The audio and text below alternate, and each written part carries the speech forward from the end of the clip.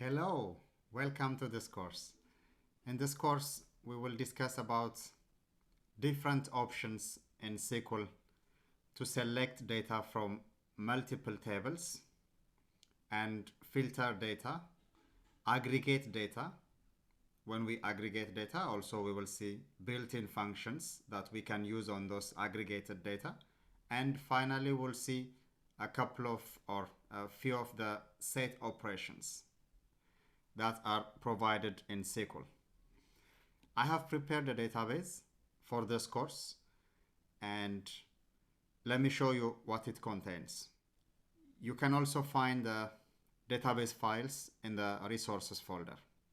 Before proceeding to the next lectures, I would highly recommend you to make sure you have set up your database so that you will be able to follow me in the upcoming lectures and you will be able to have a hands-on experience in the upcoming lectures. So I hope you are excited as I am to start this journey.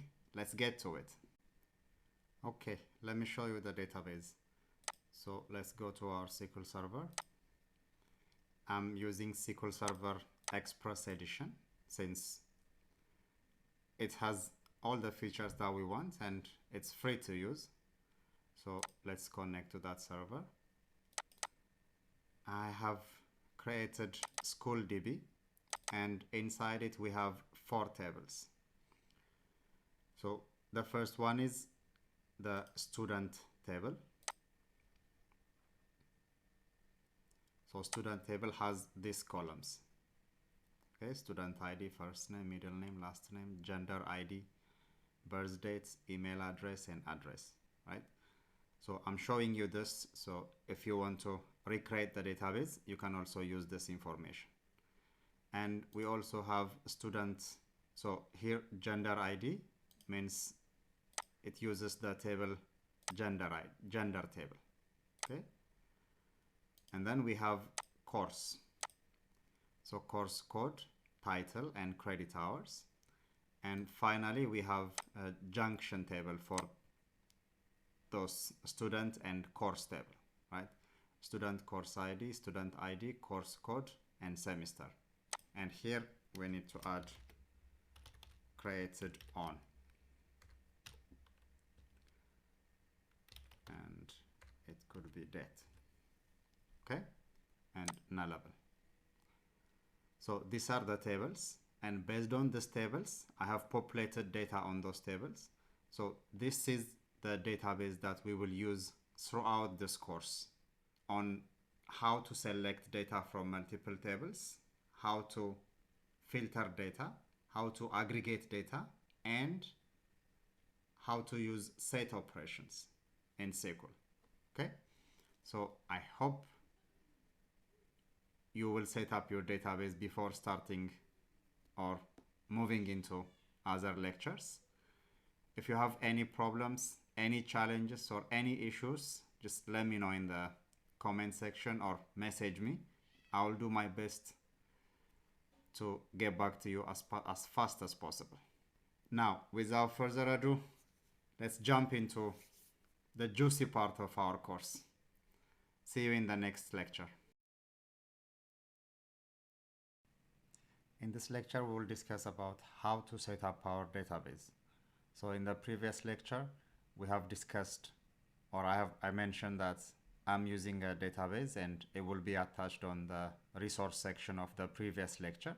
So if you have downloaded that folder, you will get a database backup file.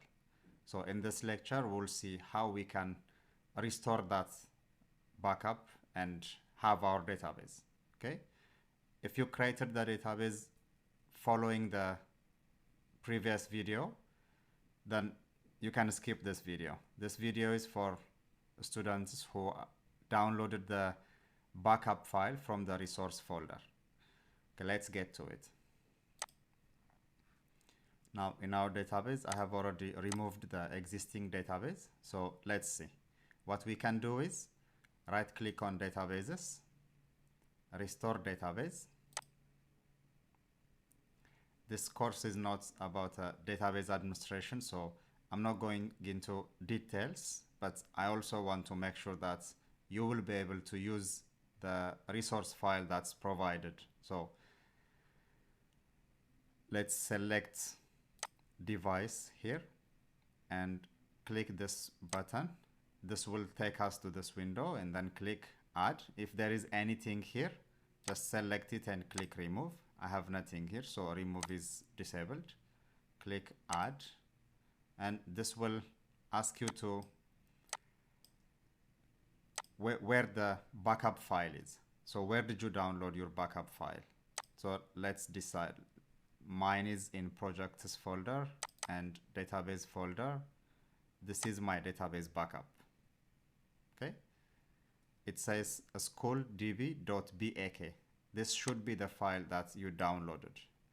If you download it as a zip file, first you have to extract it. Okay, then only it will be readable for SQL Server. Then click OK. OK. And you should be able to see all these things in your laptop as well, in your machine as well. One thing you can check is click on files and just make sure all the file locations are appropriate. And in options, just in case if you created your own school DB and tried to set up it on your own, but changed your mind and you wanted to use this backup, then just to make sure there is no confusion, you can select overwrite the existing database. So if there is an existing database with the file name schooldb, it will be overridden. Okay. Now click OK. You will see a progress here. It's a very small database, so it doesn't take a minute. Just 100% done. SchoolDB restored successfully. If you see this message, then congratulations. You set up the database correctly. Click OK, and you are good to go.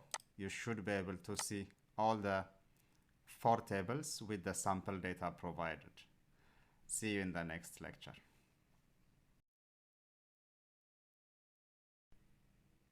Welcome. I believe by now you have already set up your SQL Server installation and all the database setup is completed and you're ready to go. Okay, so let's keep rolling. In this section, we'll discuss about some of the data selection features in SQL. So let's get to it.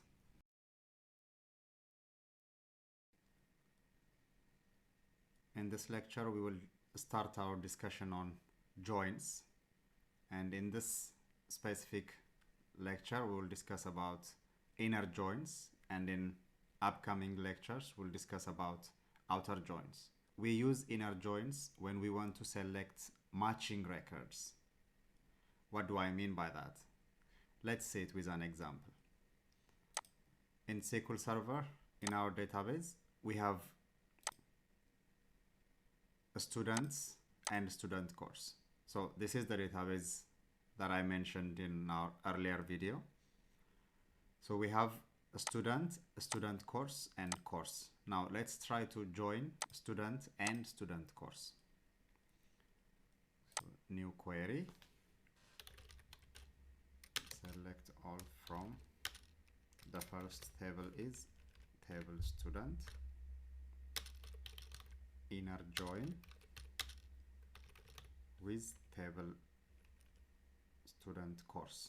Now what we want to select is the list of students who has courses and which course they are taking. Okay, so this is how we use inner join, and then we will define the criteria to join these tables. How are we going to join these tables, right? So we will say table student on table student dot student ID equal to table student course dot student ID. Now let's execute our script and let's see the result. There you go. Okay. Now we have 21 records. How many students do we have? Let's see. Select all from table student. We have 130 students, but when we select this, we only got 21. What this means is I'm getting all the students who have courses in a student course. Okay, so that's what inner join is about. We will only get records with matching records based on our defined criteria. So right now our criteria is student ID of table student matches with student ID of student course table. For that we only get 21 records, and it will give us the student details and the student course details. So for example, this student took this course, and if we have one student taking multiple courses, we will get that student. So for example here, if you see these two records, let's sort it out. Order by first name.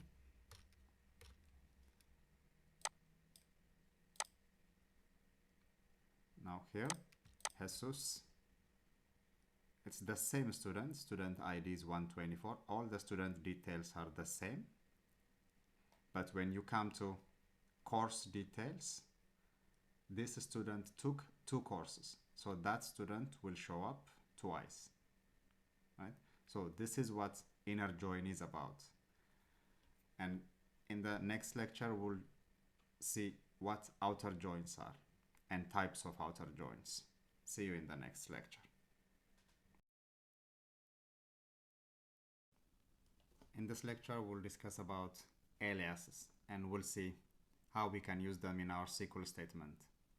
So aliases are nothing but a shorter name or a short name of our columns or our table names.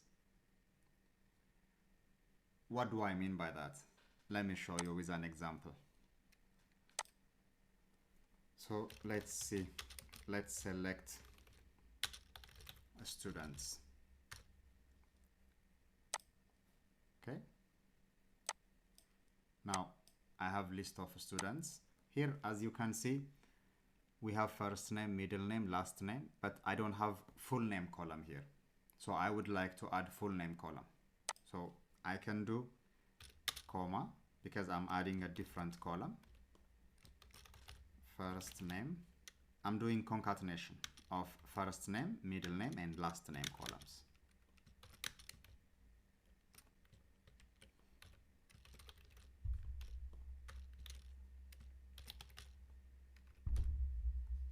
Okay. Execute. Now I have an additional column at the end. Okay, so I got what I want. But the problem is, as you can see here, no column name provided, because this is a kind of calculated field, kind of concatenated field. It doesn't have a specific column name. So I can provide a column name for this using aliases. All I need to do is as, and then provide a column name. So this is in bracket. So all this concatenation will be represented by this column name. Execute, and now it says full name. So this is how we can use aliases on our column names. Okay, and sometimes we can use aliases for our table names as well. What I mean by that is, let me show you inner join. Let's see all the list of students who has course. Okay. So table course on. Now table student dot student ID equal to table student course student ID dot student ID. Now this is the script.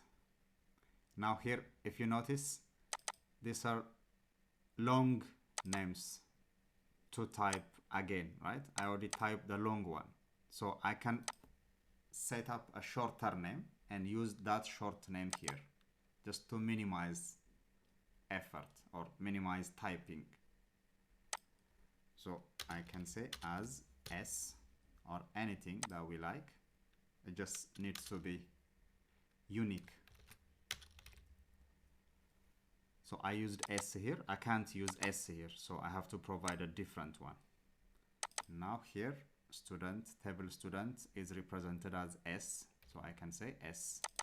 And table student course is represented as SC, so I can say SC. Execute, I see the same record. Okay, so this is how we use aliases in our script. See you in the next lecture.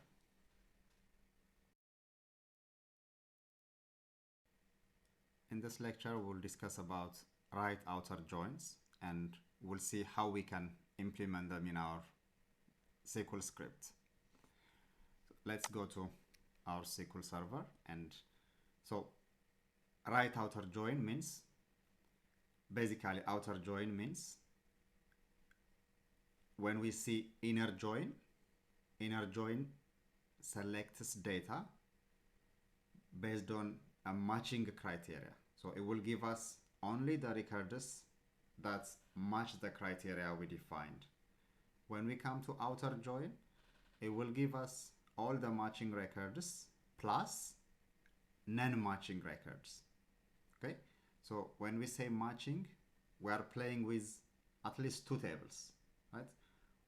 One on the left and one on the right. So right outer join means it's an outer join, so it will give us all the matching records plus non-matching records of the table on the right. That's why it's right outer join, right? Let's see what it means with an example. In our database, let's try to select all students who have courses and who do not have any course.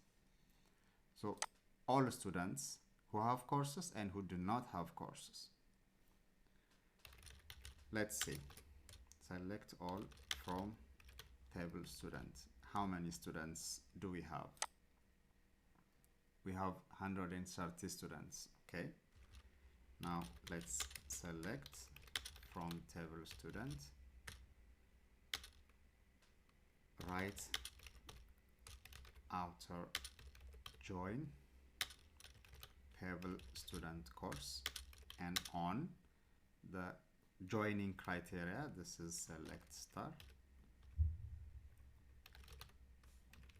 table student dot student ID equal to table student course dot student ID. Okay.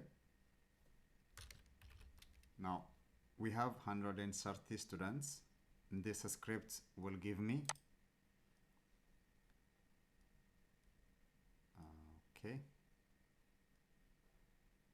right outer join. Now, since we are discussing about right outer join, table student should be on the right. Just a simple location change, right?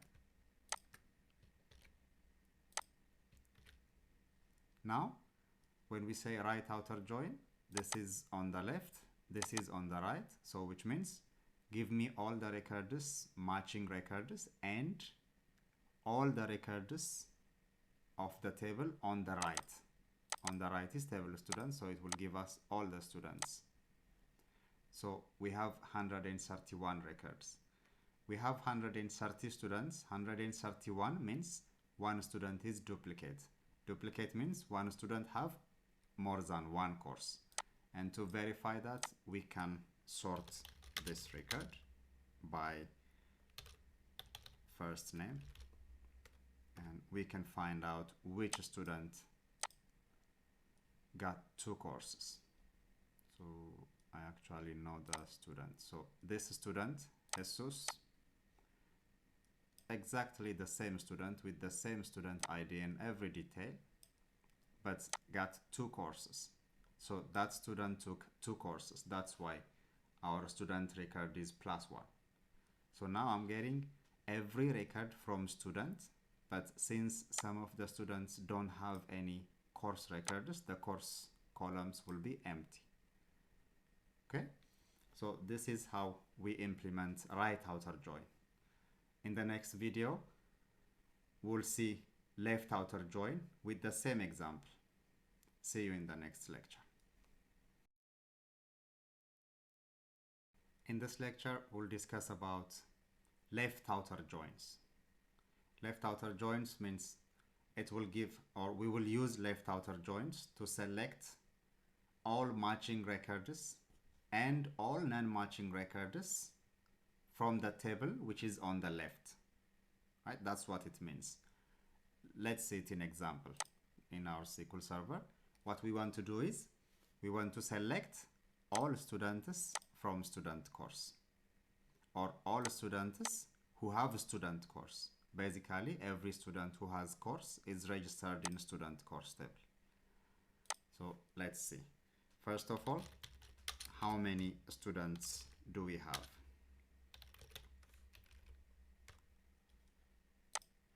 Hundred and 30 students, right? Now,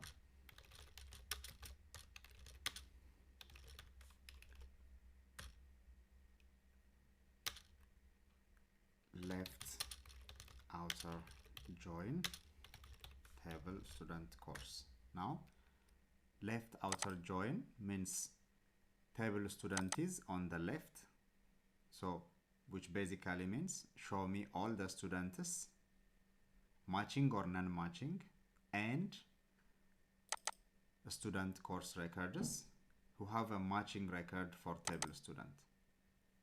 Okay, so the matching criteria is table student dot student ID equals table student course dot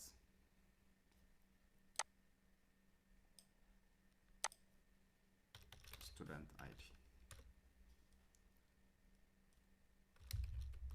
Now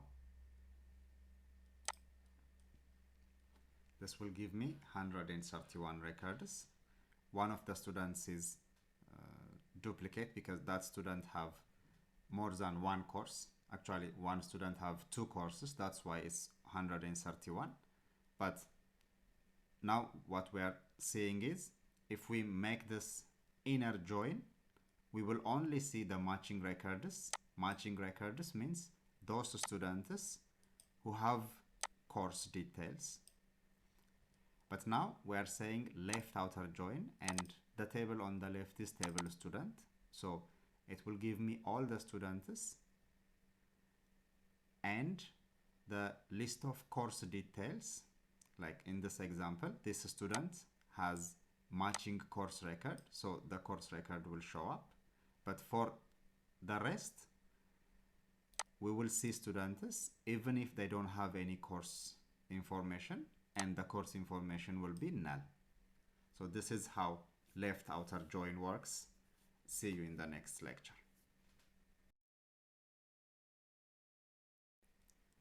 In this lecture, let's discuss about full outer join. So in previous lectures, we saw left outer join, right outer join. Left outer join is show me all of the, first show me all the matching records, and then everything from left, from the table on the left, right? Right outer join is show me every matching record plus all the records from the table on the right. And now full outer join is show me all the matching records and all the non-matching records from both tables, right and left. let's see how we can use that in our SQL. So we'll see list of students who have course. Okay, from table student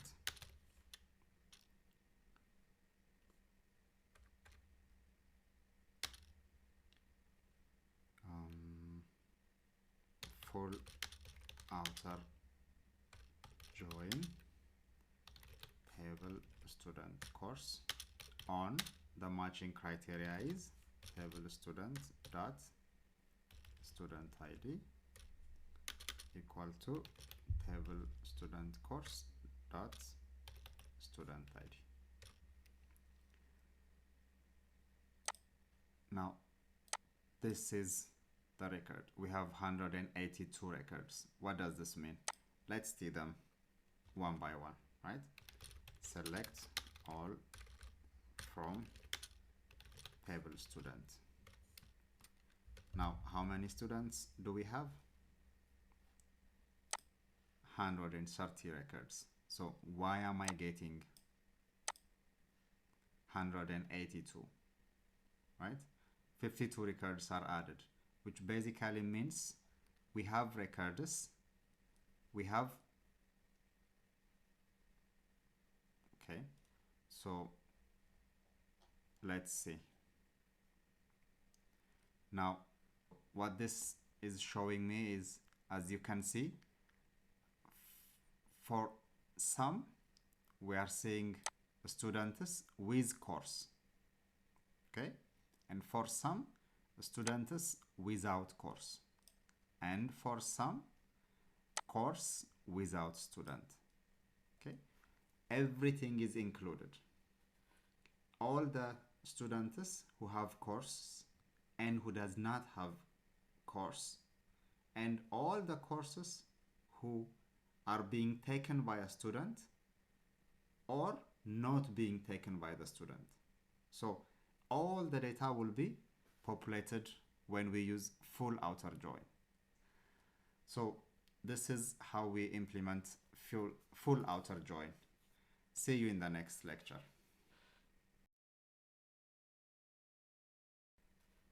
Okay, in this lecture we'll discuss about subqueries.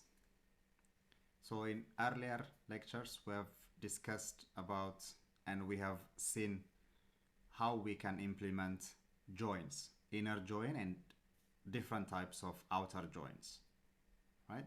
So the whole idea of joins is to be able to join two or more tables together and get the data that we want, right?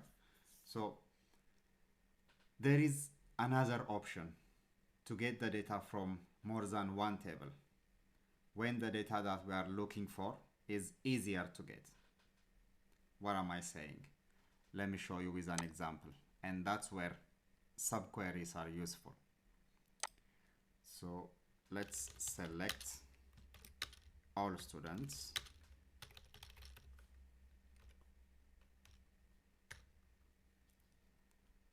and here, as you can see, everything is good except gender. Gender is number. It doesn't give me any meaning, right? When we go to table gender and see the data, this is what we have. So rather than saying gender 1, I wanted to say male, right? That's what makes sense for someone who will see this data. So to do this, to get the gender data from table gender, we can use two options. One is we can join table student with gender. The second option is subquery. So let me show you the join thing first. Inner join with table gender on table student dot gender ID equals table gender dot gender ID. Now this is the column So there is gender ID, but there is also gender name, right? Now we can decide which columns to select here. Student ID, first name, last name, gender. Now gender means table gender dot name,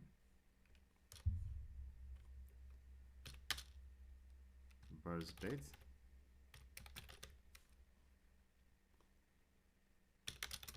email address, just to, if we want to populate all the columns. Okay, now when we execute, this is what we have. All the students with appropriate gender data. Okay, so this is one option. And the second, so here I can put alias, like I can use alias. Now, because it says name, it doesn't specify gender, right? So now I can say this column, replace it with gender. So kind of a short name, or if we want to change column names or table names to a different name, sometimes nicknames or just shorter names, we can use alias, as we discussed in our previous lecture. So now I can see gender, the text details, not the number. So inner join can be used, but we can also do this using subquery without any join. We can do this with subquery. So this is our original query, and now let's see how we can implement this using subquery. So just to make the script more manageable, let me do this.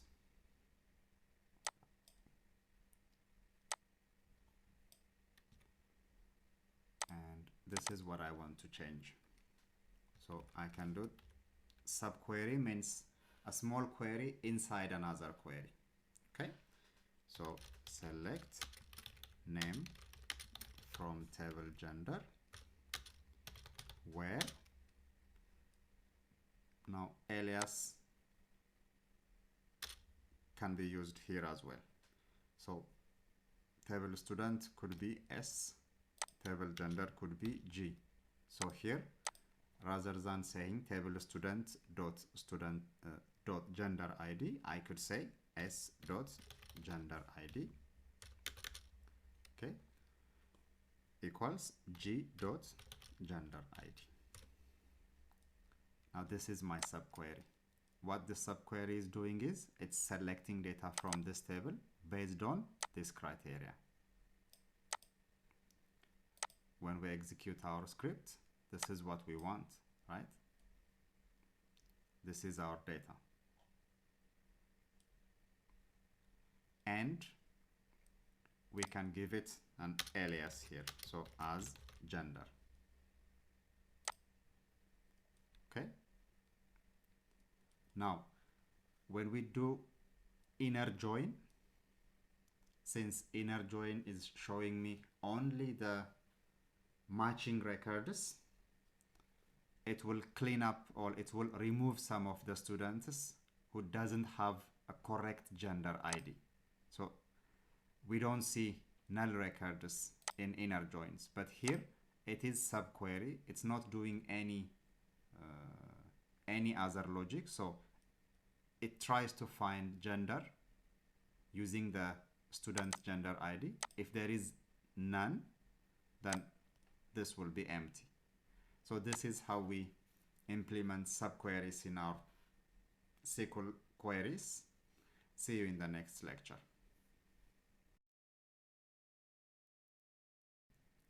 In this lecture, we'll discuss about how we can implement case statements in our SQL script.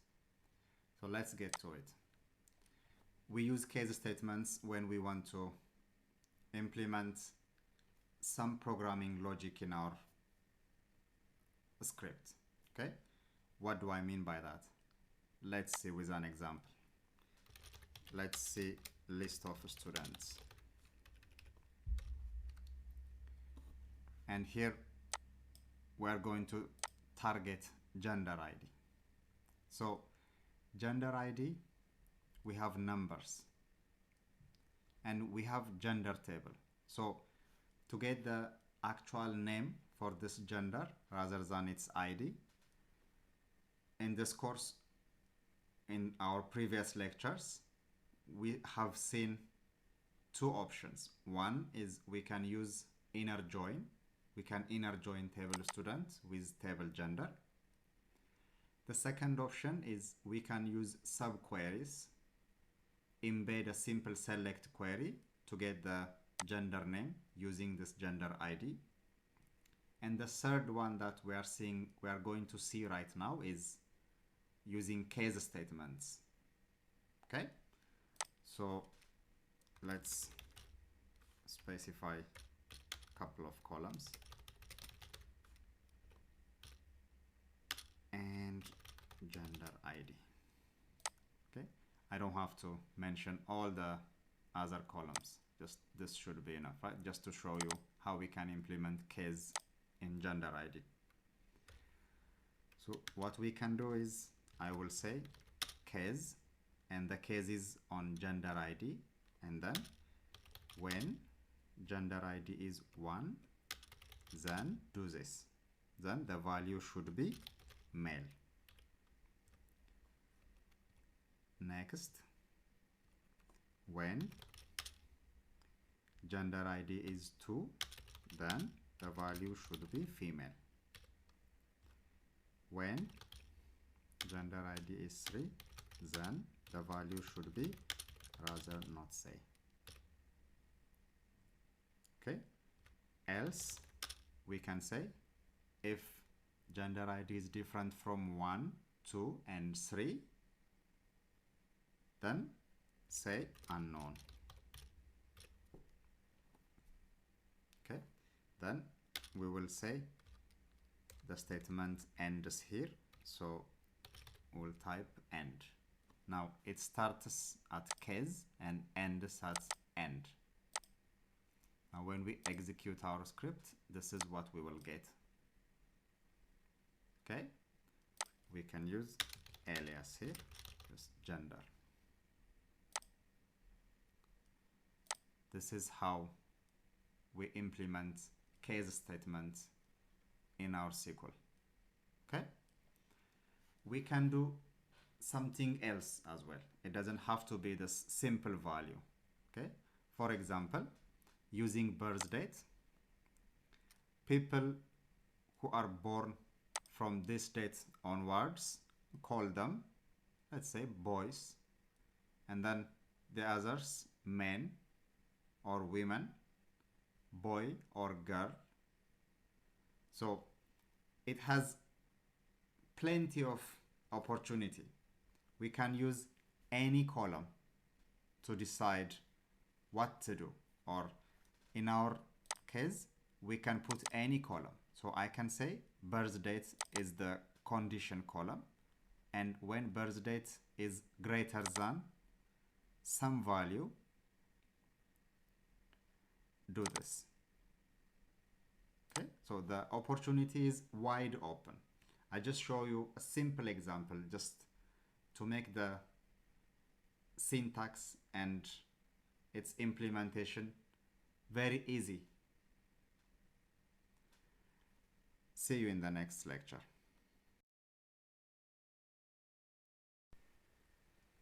Congratulations! You just finished the section on filtering data from multiple tables, and I hope you are practicing everything you have learned so you will get the most out of this course. In this section, we will discuss about different options on how we can filter our data using SQL syntax. Without further ado, let's get to it. In this section, we will discuss about how we can use the top keyword in our SQL statements. As the name indicates, it's basically straightforward. If you want to select the top 5 records from the list, or if you want to select the top 10 records from the list, or the top 1 or the top 3, this is the right keyword. Let's see it with an example. So this is our database. Let me write a script. So let's select top 3 students from our database. Select all from table students, and this will give me all my students, right? 130. If I want to see only top 3, then I can say top 3, and then here the column description. Star means all the columns. If I only want student ID and first name, I can say it like this. So it will only give me the top 3 of the data set. It doesn't matter how many columns you defined, it will only pick top 3 rows. Okay? So we can use this with sorting as well. So for example, if we want to answer the question of select top 3 youngest students in our class, then what we can do is first we need to order the script, order our data. So, and it has to be ordered by birth date. And by default, the birth date or the order by is ascending order. But I want to do it in descending order, right? Because I'm trying to get the youngest 3 students. So if birthday is inverted, then I will get recent birthdays, which means youngest students, right? So let's execute this. And now these are the 3 youngest students that are registered last year. It's just a dummy data. So, but you get my point, right? So this is how we use top keyword in our statement. See you in the next lecture.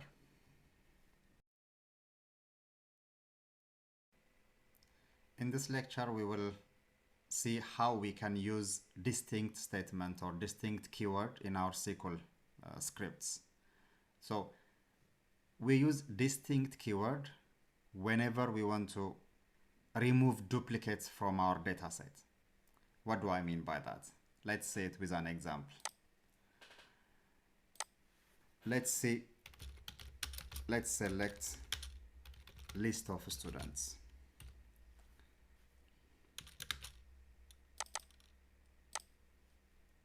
Okay, and now what I want to do is select gender ID and gender ID only. Okay,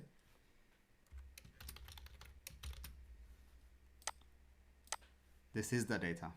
And now if you notice, there are multiple duplicates, right? 2 is duplicate here and everywhere. All the numbers are duplicated. We can identify that, especially if we can order it.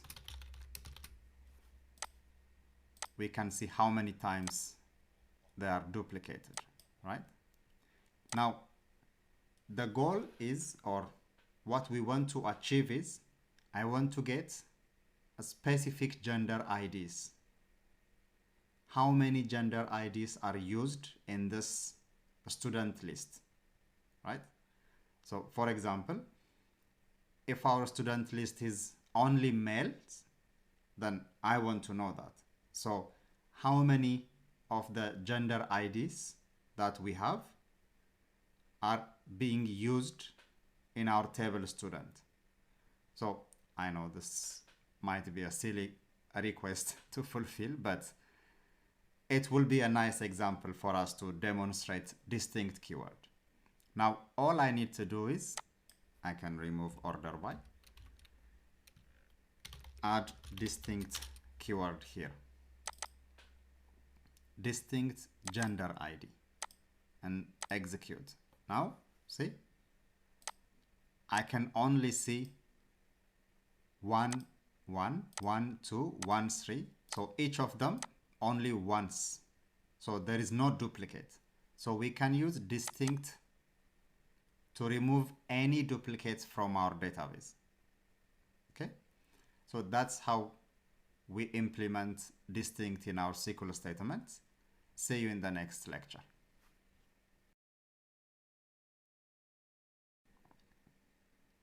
In this lecture, we will see how we can use not in. In this lecture, we will see how we can use in and not in keywords in our SQL statement. So basically, in and not in are used for when we want to filter data using multiple filtering data.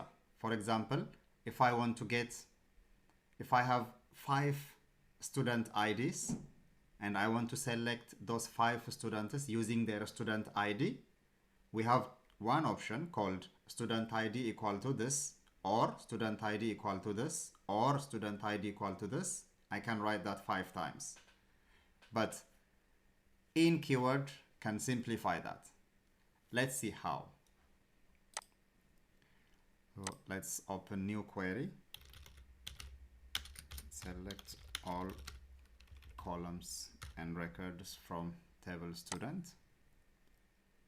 And now, if I want to see the students with ID, where student ID equals 2 or student ID equals 4 or student ID equals 10.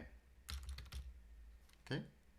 If I want 3 students whose ID is 2, 4, and 10, this is how I should write my script, right?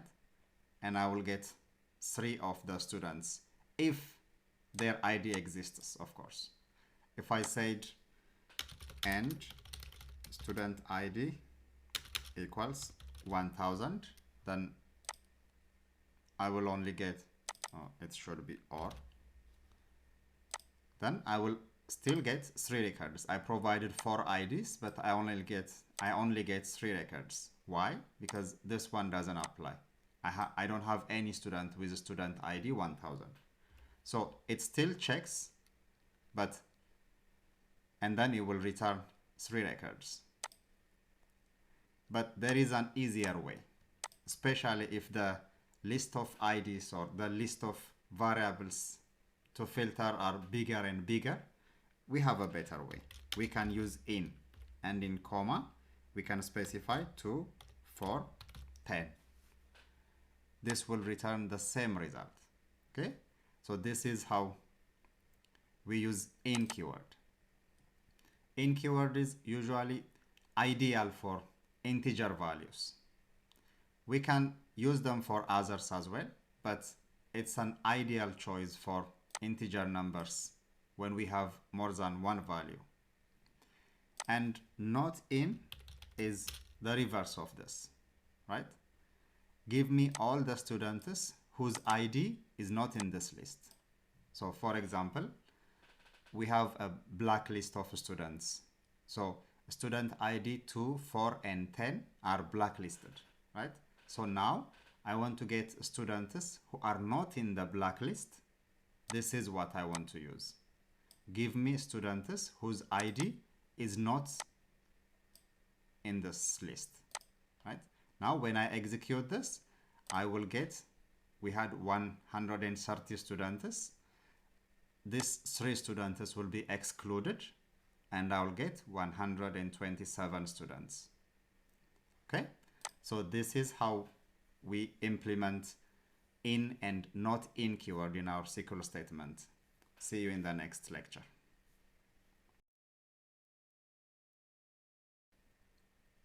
In this lecture, we will see how we can use null and not null keywords in our filter, right? So since null is not a value on its own, or it's not really empty. It's very challenging to filter out records with null value. Right? So for that case, we can use this null and not null filtering mechanism. So let's see that. Let's select. Now I want to select students with courses. Okay, so we will use simple inner join. Select from table student, inner join, table student course on. Now we can use aliases. So this one could be S and this one could be SC student course. Now s.student ID equals sc.student ID.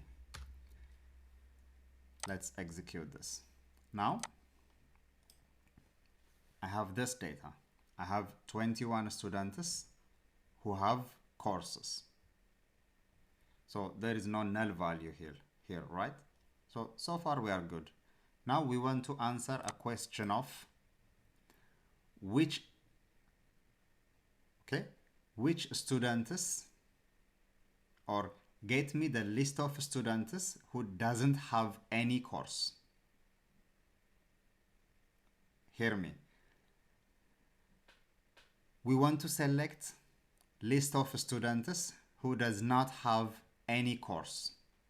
So in this case, we can use outer join, right? Outer joins will give us matching and non-matching records, we said in our previous lectures. So let's try outer join. And outer join, we want table student, or we want list of students, right? So, and the student is on the left, I will say left outer join. Now let's execute. Now I see, since outer join shows all matching and non-matching records, so I can see matching records and non-matching records because all students will be shown up. If they have a course, I will see the course detail. If they don't have any course, then it will be null. Now the question is, get list of students who doesn't have any course. So now what we can do is where, okay, SC, this one is student course ID. So SC dot student course ID is null. Okay, I'm not going to say equal to null. The specific keyword is null. Now this will give me all the list of students who doesn't have any course related to their ID. So these are the students who doesn't have any course record. Okay, so this is how we use null. Not null is the same thing, but in the exact opposite, right? Not null means it will show me all the records without null, which means it will show me all the matching records. Basically, it's the same as saying inner join, right? So this is how we implement null and not null in our filtering parameters. See you in the next lecture.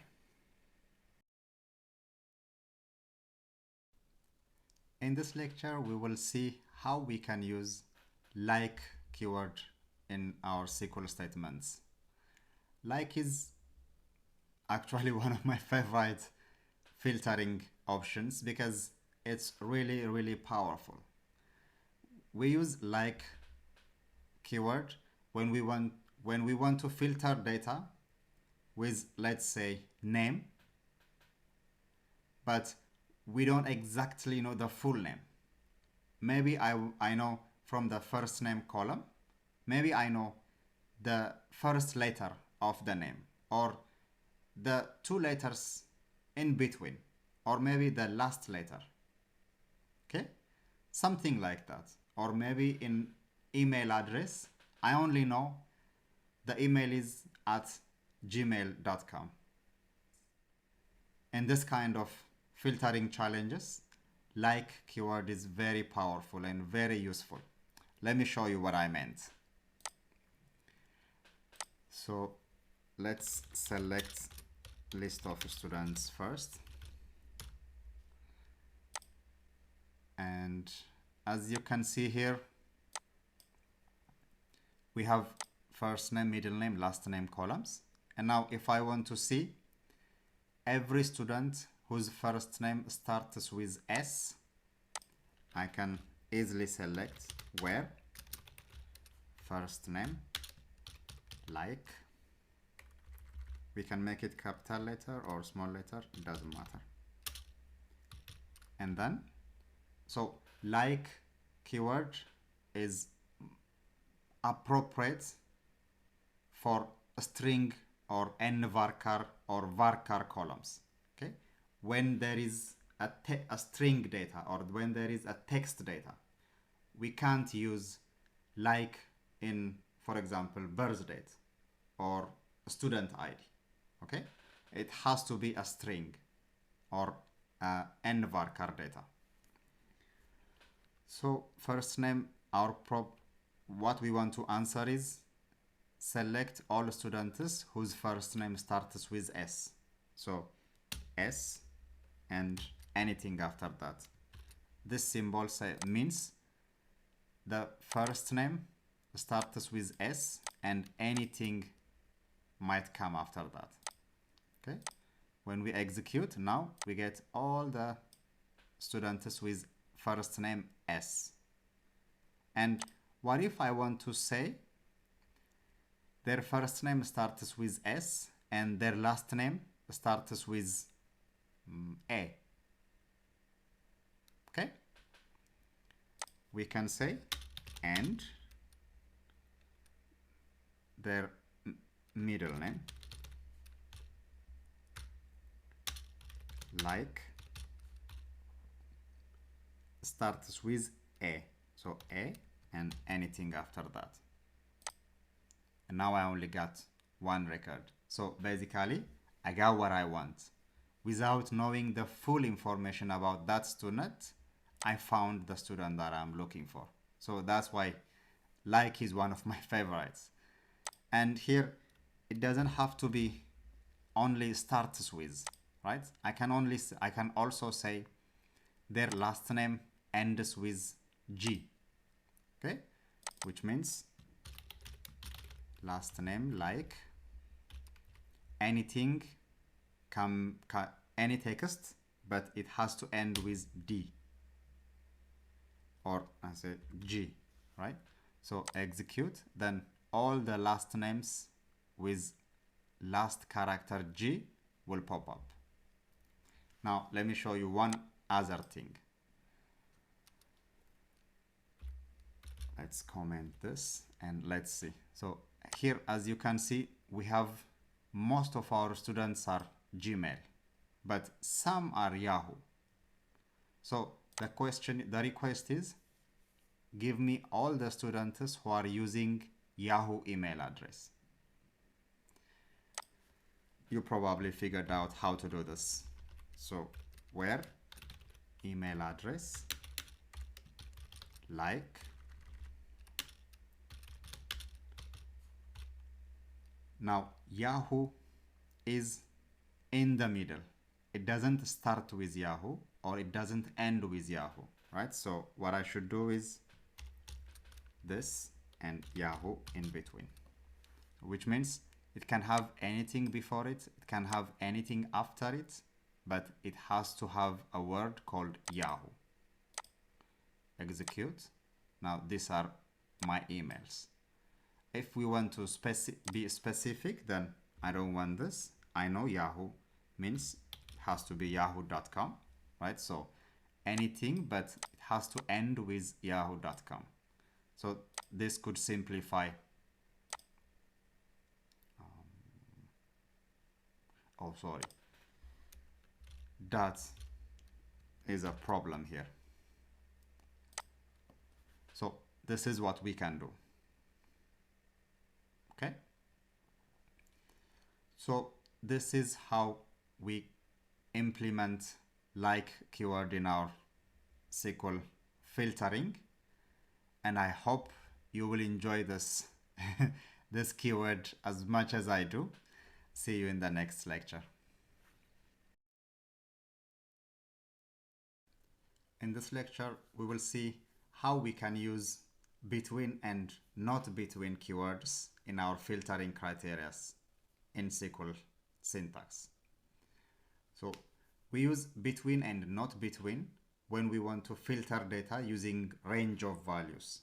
For example, age from 18 to 19, or their student ID is from 1 to 25, or something like that.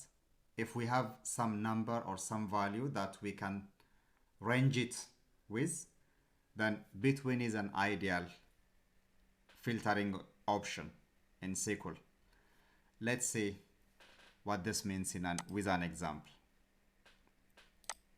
Now let's select list of students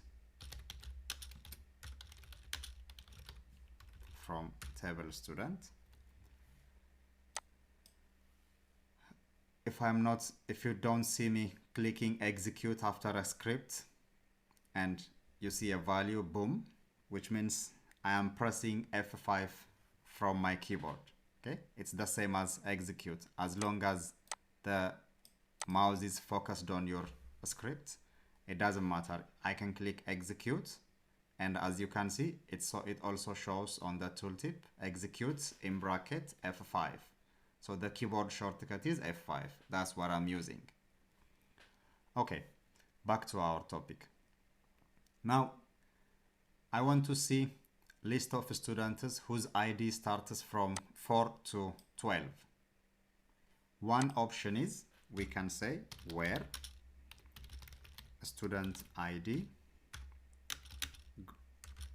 greater than or equal to 4 and student ID less than or equal to 12.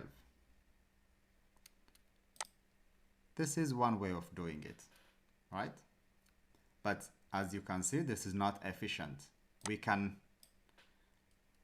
I can't tell you how many times I made this mistake. Instead of writing greater than, I will put less than, or in place of less than, I will put greater than, or sometimes the greater than and equal to sign will be interchanged. So especially if it's interchanged, no problem. SQL Server will throw an error, so I will catch it. But if we use the wrong sign, then SQL Server doesn't know. So you will be in trouble because you think you have done something correct, but it's actually wrong, right? So for that case, and also just to make our scripts more readable and easier to understand for others as well, it's better to use between. Student ID between 4 and 12. There you go. We'll see the same exact record. Okay, so this is how we use between. Not between is exactly the opposite,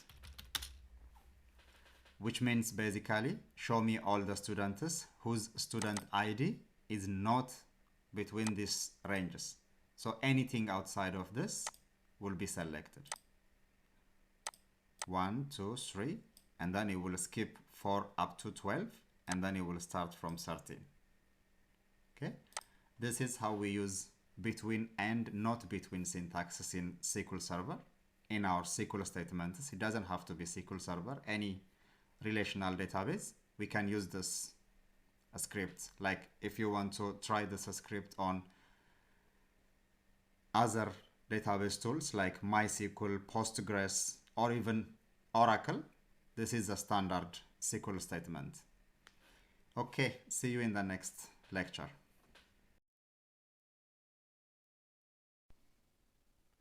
Well, congratulations once again. You just finished the filtering section of this course, which means we are halfway there. Thank you for staying with me, and I hope you are practicing everything you have learned in this section and the previous section as well. That's the only way to get the most out of this course. So I will highly recommend you, if you're not doing it until now, I will highly recommend you to start practicing everything you are learning from this course. Now, in this section, we will discuss about how to aggregate our data, and we'll see some of the functions or the built-in functions in SQL that we can use to aggregate our data. Let's get to it. In this section, we'll discuss about group by clause in our SQL statement, and we will see how we can implement it. So group by is basically one of the most important clauses in SQL syntax. We will use group by when we want to group our data and count or summarize or get minimum and maximum values from our data. Group by is the key in all this. So let's see how we can apply group by in our SQL statement. Let's go to our SQL Server.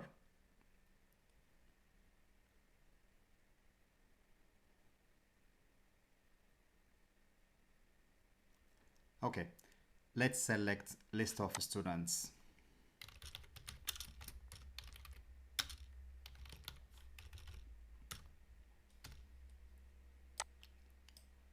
So I have 130 students. Now, all the students have gender ID. At least most of the students have gender ID, right? I think all of them have gender ID. So now what I want to know is, I want to know how many male students do I have? How many female students do I have? So for that purpose, we have to group our data by gender. So once we group it, then we can count it, right? So group by is the very first keyword in this aggregation. So I will say group by gender ID. Okay. Now, once I group by gender ID, and then I have to specify what is it that I'm looking for. Now I can see gender ID. If I group the students by gender ID, then trying to see a student's first name, middle name, last name, or any of their specific columns doesn't really make sense, right? If I want to see how many male students do I have, and then which basically means I'm looking for a number. Male this much, female this much, right? Not the list of students or any of the student details. Even if we want to do that, SQL Server won't allow us, right?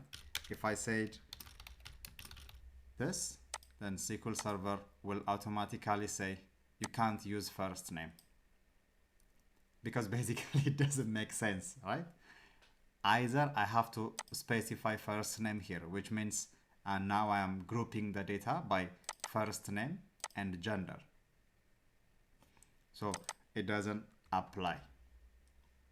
Okay, so if I execute this, now I can get all the genders in my table student. So this is how we aggregate our data. But after our aggregation, the question is, I want to know how many male students do I have? How many female students do I have, right? So we'll see that in the next lecture. In this lecture, we will discuss about count function. and we will also see how we can use count function in our SQL statement. So this is actually a continuation from our previous lecture, right? So in our previous lecture, let me go to SQL Server. In our previous lecture, we have seen how we can group students by a specific column. So in this script, what we are trying to answer is, the question we are trying to answer is, give me the list of students by gender, give me the number of students by gender, which means how many male, how many female, how many rather not say, and how many unknown. If there is any other value, show me the number, right? So in the previous lecture, we have seen how we can group our data. And in this section, in this lecture, once the data is grouped, how can we count the records? So for example, in this case, I want to count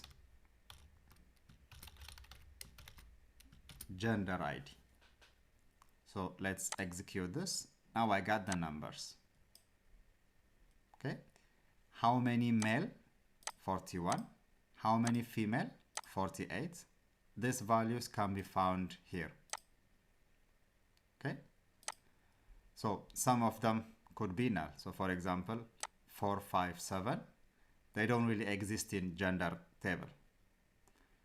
I left the database open, so these are just dummy values.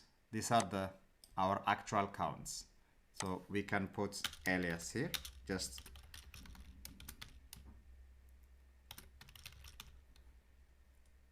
to make the column name more meaningful, right? Other than no column name. There you go. So this is how we use count keyword in our SQL statement. See you in the next lecture. In this section, we will discuss about what sum function is and how we can implement it in our SQL syntax.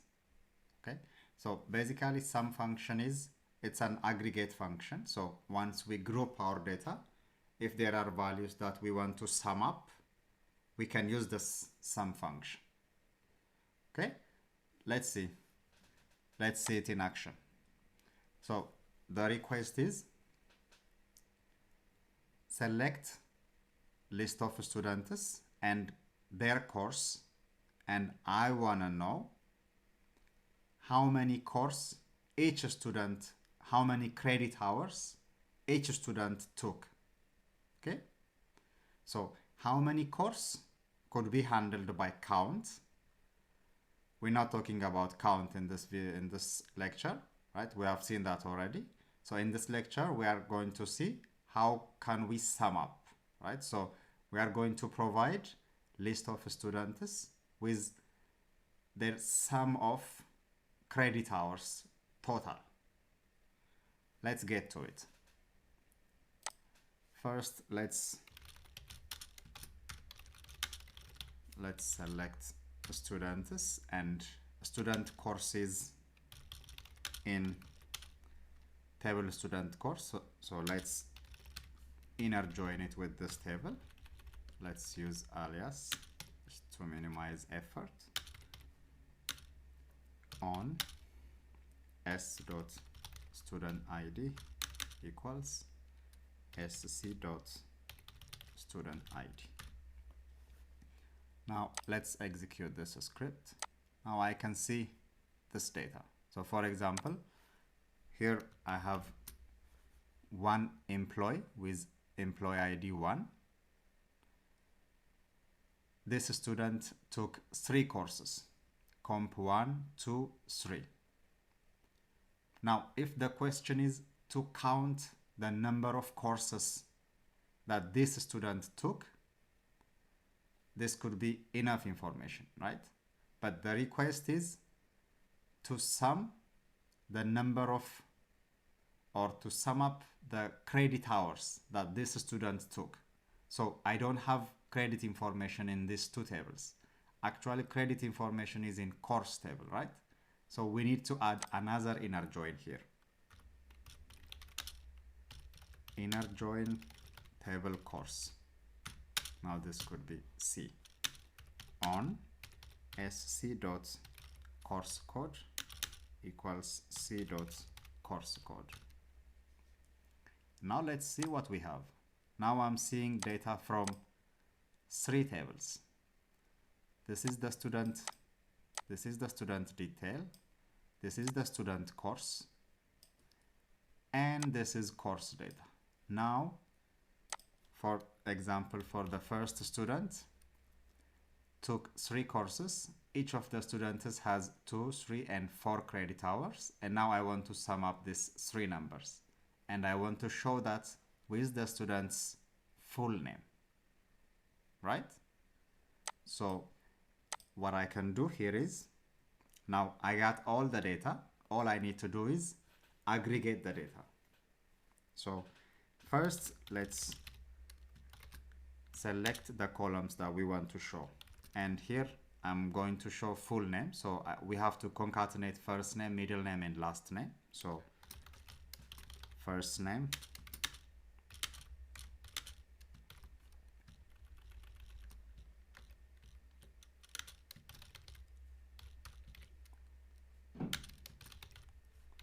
last name, let's use alias. So this is full name. Student ID is in multiple tables, so which student ID I'm looking for, it's okay, from S. Now this, I have full name, comma, credit hour is my concern. Now let's execute this. Now this is almost close to the data that we are looking for, right?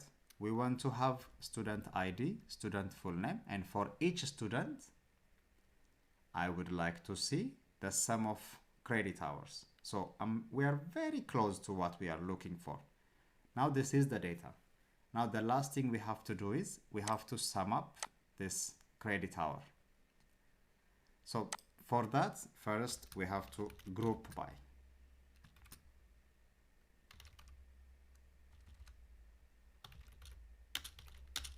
Group by credit hour.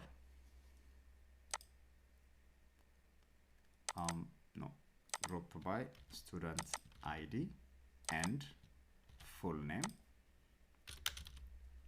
Let's see if this will be accepted. Okay, this has to be S, and this has to be the total concatenated field. And credit hour is going to be summed up. So, for example, for Stephanie, I would expect 259, right? Now let's execute this script. I don't see Stephanie. There you go. So for Stephanie, it's showing me 9. So the summary is good.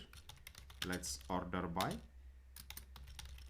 student ID if we want. Now Stephanie has 9 and each and every course is added. So for no column name, we can use an alias, right? Total credit hour. Execute this. This is the request. So this is how we implement or use some function in our SQL statement. See you in the next lecture.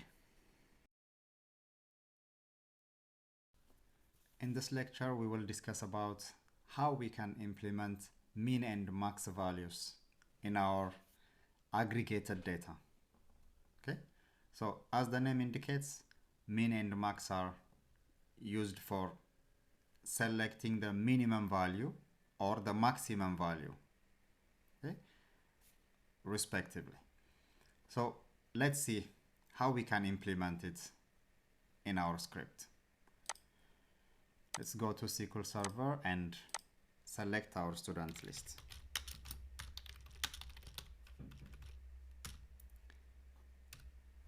And what we want to select from this data is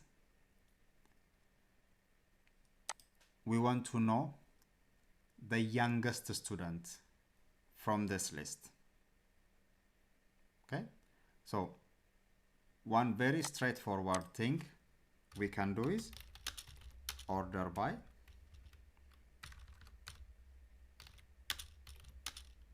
birth date and take or select top one, the youngest. So birth date should be in descending order. Now this is the youngest student. I know that it doesn't make sense, but you get the point, right? So we sorted the data by birth dates and we sorted it in descending order. So the closest birth date will show up. So I got the record. But sometimes we might want to get only the birth date. Okay, not the whole column. So in that case, which means I want to select birth date. I don't want to sort it. But if I select like this, I will get all the birth dates. I want to get the minimum birth date. In that case, I can say min. Okay, this will give me the minimum value. If I said max, I will get the youngest student's birthday, right? That we have seen in our order by. So min and max can be used in this situation. Whenever we want to select the minimum value from our result set or the maximum value from our result set, we can use min and max. Okay, let me show you one other scenario where min and max will be useful.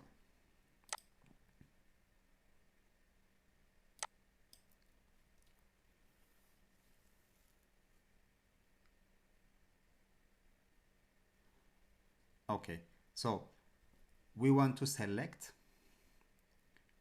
list of students, but from that I want to exclude the youngest student from the list, which basically means we have 130 students and I want to select 129 students excluding the youngest student. Okay, I know this is crazy, and still order by could be a best alternative here, but here I'm trying to demonstrate how we can use min and max. And trust me, there will be definitely a specific area where you would like to use or you would want to use min and max in situations like this. So let me show you the example, what I meant by. Okay, so first let's where birth dates. So what I'm trying to do is give me all the students with birth dates greater than the youngest student's birth date. So here I can use subquery, birth dates greater than, select birth dates from table student.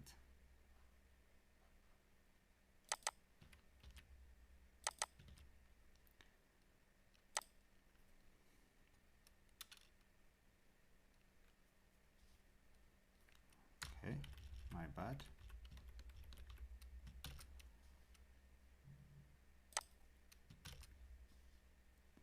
Now let's execute.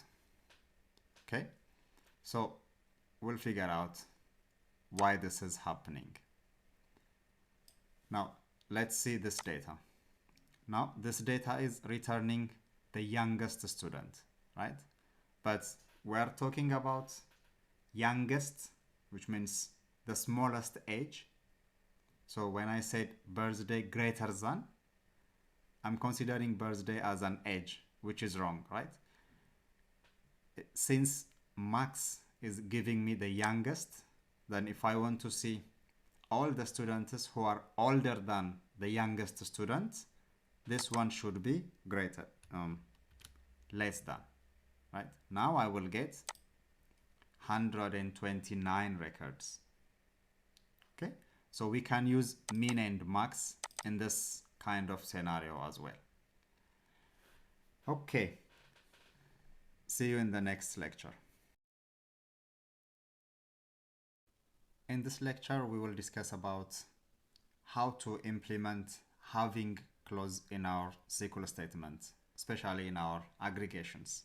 This is having is applied in aggregated data, right? So we use having to filter out records once we aggregate the data. We can use where statements for normal select statements, right? We can say where select all from table student where student ID greater than 5 or student ID greater than 20 or birth date greater than January 12, 1999, right?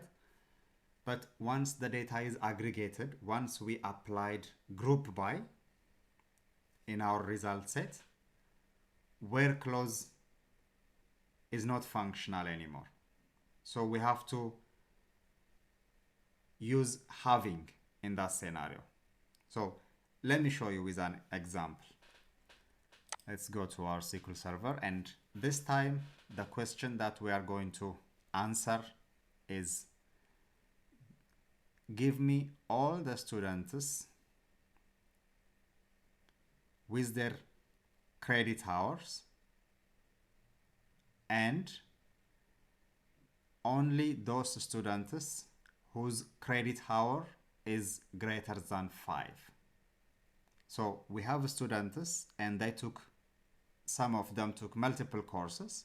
So we want to know which students have a total of, a sum of credit hours greater than 5. Okay?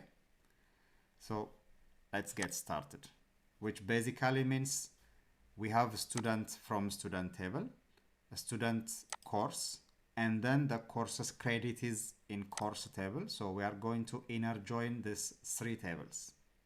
Let's get to it.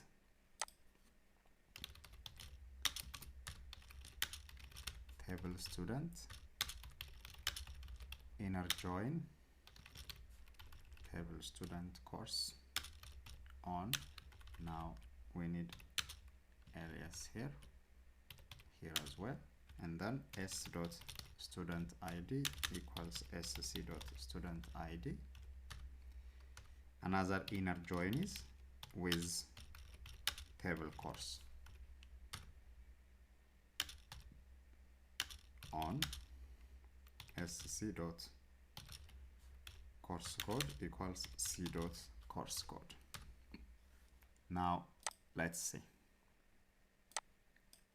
Now I have 33 records. This record is showing me students with their course and the course details. The course details like credit hour, the course title. I didn't change the course title, so all the courses have the same title. I apologize for that.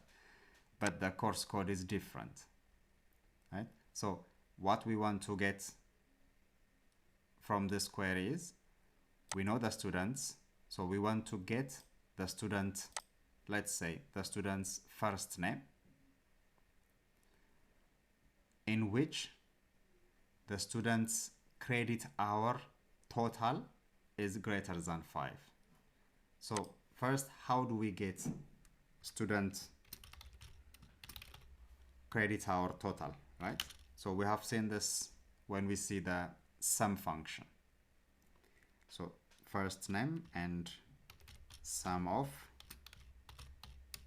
credit hour, and we have to group by our data, group by first name.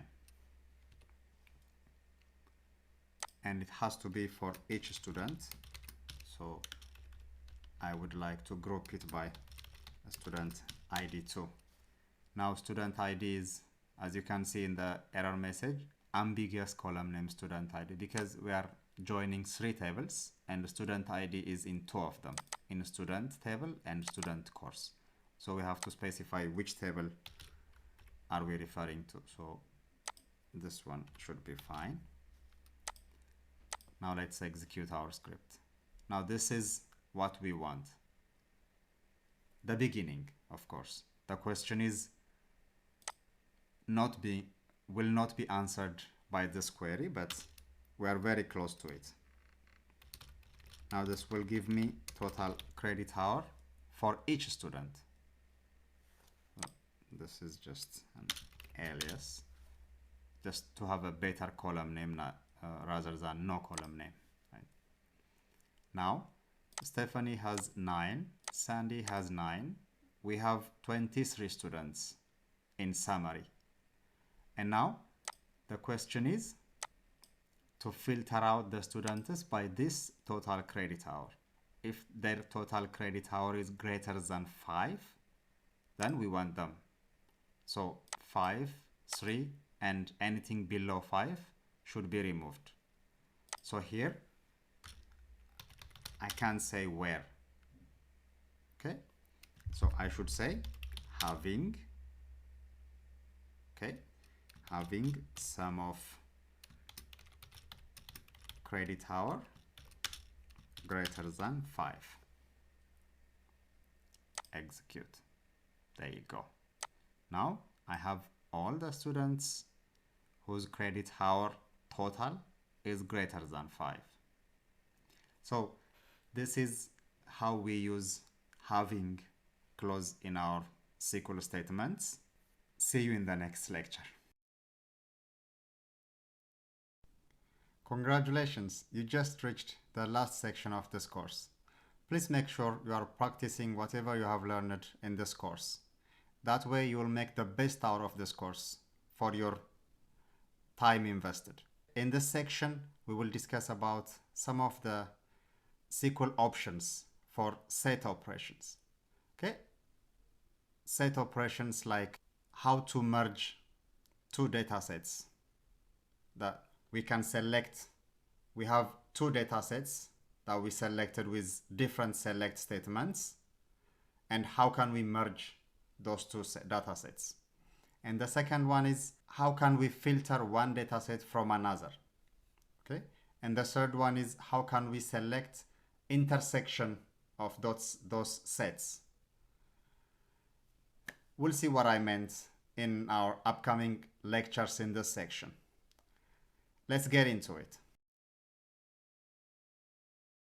In this lecture, we will discuss about the union and union all keywords in SQL, and also we will see how we can use them in our SQL scripts. Union and union all, we use them when we want to merge 2 different data sets with similar or equal number of columns. What do I mean by that? Let me show you with an example. So in our SQL Server, let's open new query window and select list of students. Now in this list of students, we have multiple genders, right? Let's select male students where gender ID equals 1, and the same script gender ID 2. So the request is we have 2 subsets. Okay, we have 2 different sets. Just to make it easier, let's select top 5 from both. It will be easier to see. So now we have 2 data sets. These 5 are male students, our male students, and these 5 are female students. Please don't check their names and decide this should be male or this should be female, because the whole data is randomly generated, so it might not be respectful of that common sense. So what we want to do is we want to join these two tables or these two result sets into one table or into one result set. So what I can do is here I can say union, and now when we execute, now we can see 10 records in one data set. Simply union is, we can use union for this purpose. Okay, union all is the same. I will still see 10 records. The main difference between these two is when we use union, it will filter out any duplicates from the two lists. What do I mean by that? Now let's see one other example to see the difference between these two. Now let's select list of students.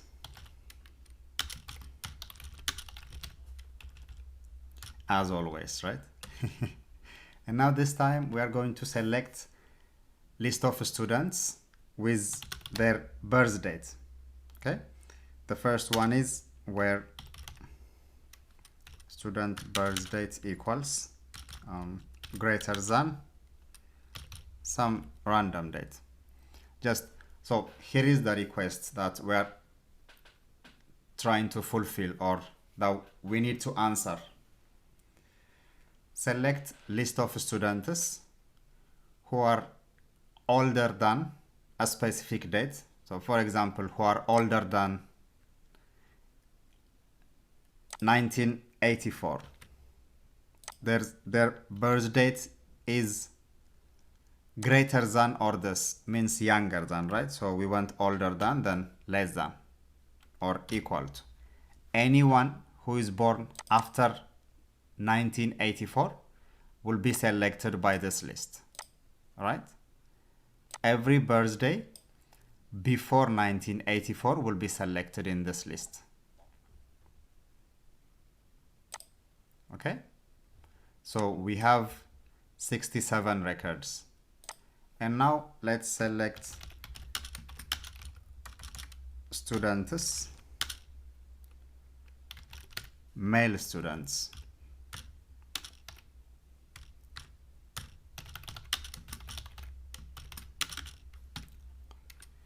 Now, when I select male students, the numbers I see 41, and for all students, their age less than or equal, their birthday less than or equal to 1984, 67 records. And now if I use union, 41 and 67 is 108, right? It should be, the total number should be 108 if my math is correct. So let's say union all. I'm seeing 108, right? Now let's try union. I'm getting 90. It removes 18 records from the list. Why is that? This is the difference. When we use union, it removes duplicates. So we are selecting all students with this less than or equal to this birth date.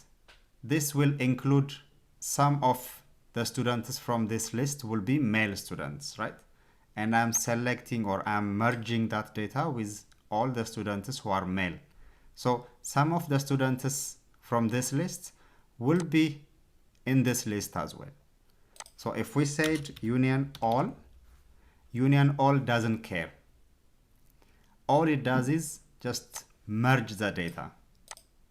And don't worry about what type of data I'm merging, right? So it will simply merge the data and it will give us 108. But when we do union, it will merge the data. After merging the data, it will remove duplicates. Okay? the students that exist in both result sets will be removed and one record will exist. If we have counted 2 students, for example, Stephanie, one male student, Daniel is male student, and Daniel should be selected with this birth date, right? He is 1984, less than or this is less than or equal to. So Daniel will be selected in both cases. In this case, Daniel will be selected because his birthday fits this criteria. And in the second script, Daniel will be selected because his gender is male based on this criteria. And if we said union all, and let's order the result set, order by first name. Now here, as you can see, we have Daniel twice.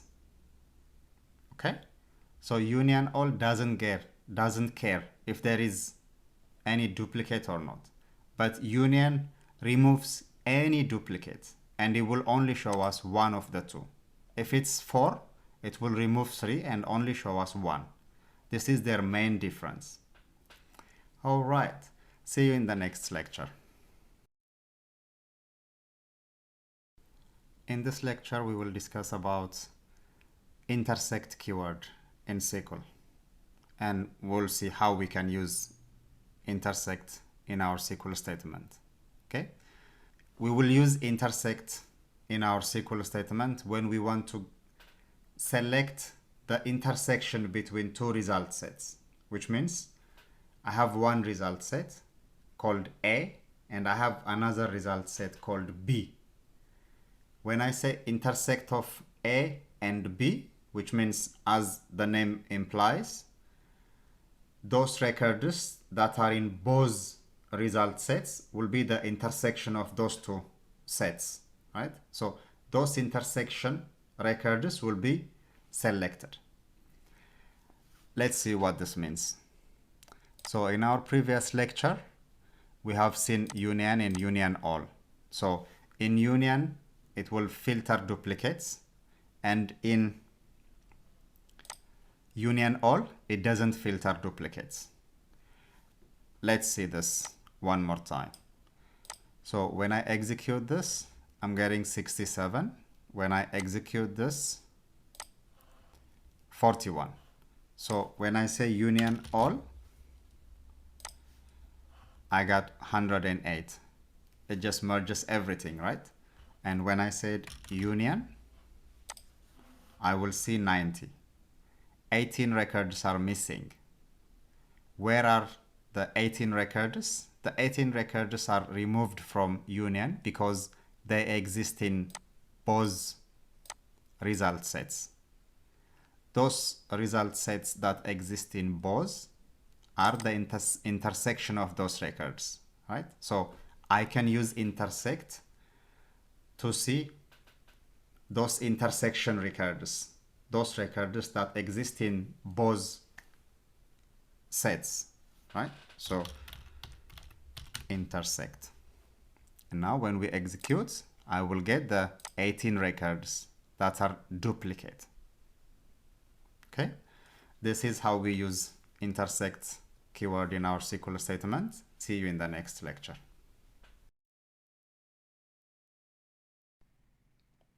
Wow, you have completed this course. You did it.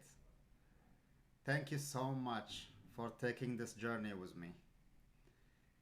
I hope you have been practicing all the lessons in this course so that you get the most out of this course and it will be worthy of your time and effort.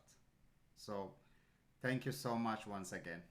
And the more you practice, the more you will get the concept and the more you will get better. So keep practicing and see you on the other side.